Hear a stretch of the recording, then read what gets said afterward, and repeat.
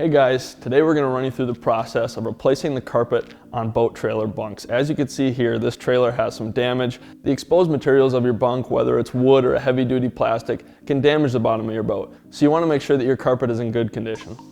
The first step in this process is removing the old carpet. To start, we're going to pull all the staples out using a flathead screwdriver to get them loose and then a pair of pliers to pull them out. I'm going to start on the back of the bunk and work my way forward. So let's get to it.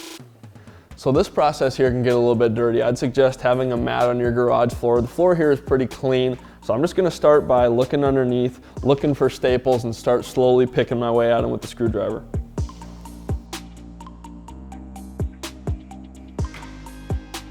All right, so I've worked my way to the end of the board here. I'm down to my last staples. This part of the process is pretty strenuous, getting through all these staples, but we're about wrapped up on this one bunk here.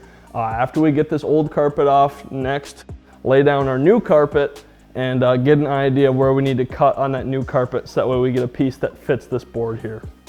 So now that I've cleaned up my work area, I'm going to inspect this board and make sure that there's no rot or any signs of damage to it. Now is the time to replace it if we did find that. But running up and down this board, looking at it, it looks like this board is good to go. So we're going to continue using this one.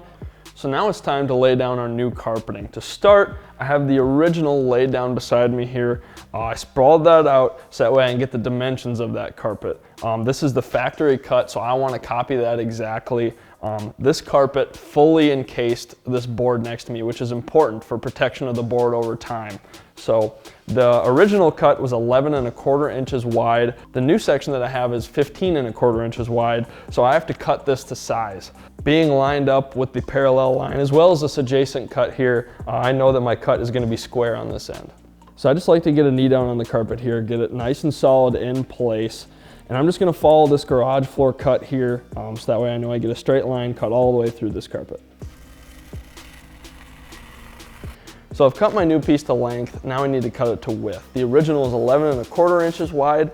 The new piece that I have here is 15¼ inches wide. So to start, I'm going to make a series of marks with a gray marker down the entire length of my new piece here, and then I'm going to use this straight edge to make a full line so that way I can make a clean cut all the way down the new piece. So like we did with our end cut, I'm going to take this line and line it up with the cut in the concrete and then make my cut all the way down the carpet. So it's important when doing this to start with new blades. This stuff can be pretty tough, so it helps with cutting this. Sometimes it'll take multiple cuts to get through, and then I'll slowly start to work my way down.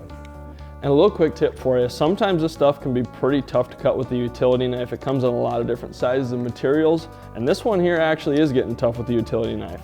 But I always like to keep a scissors nearby so that way in case I do run into some tougher stuff like this, I'm set. So I'm going to get going on this with the scissors. With our new carpet cut to size, I like to mark the top ends of the carpet to ensure we have enough to fold over the ends.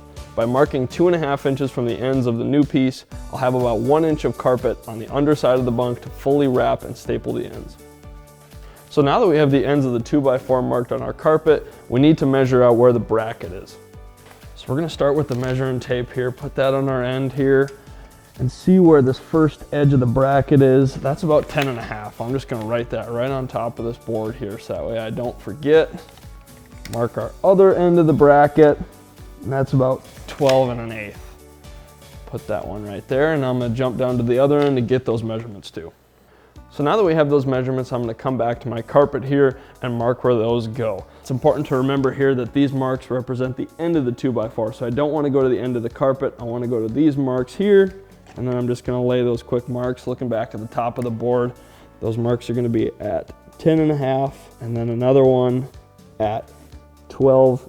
I'm going to do that on both sides since that bracket reaches across to both sides of the board. So now we're going to make the final markings to where we have to put a notch to go around the bracket. These are going to be 2 inches right by my markings, so that way I have this good notch. That way my carpet will smoothly fold around the brackets. So we've made our notches. Now it's time to use your utility knife or your scissors to cut out these notches. In this case, I'm going to use the scissors. So we've laid our carpet down on the bunk, and I want to start by getting a couple staples here up on the bottom side. So I'm going to start down here, fold this over, put one up into there, move over here, put another one there. So that way This carpet is nice and steady now, and I can work my way down towards the front of the board. I should have mentioned this earlier. The carpet has a top and a bottom side. You want to make sure that that top side, that finished looking side, is on top of the board.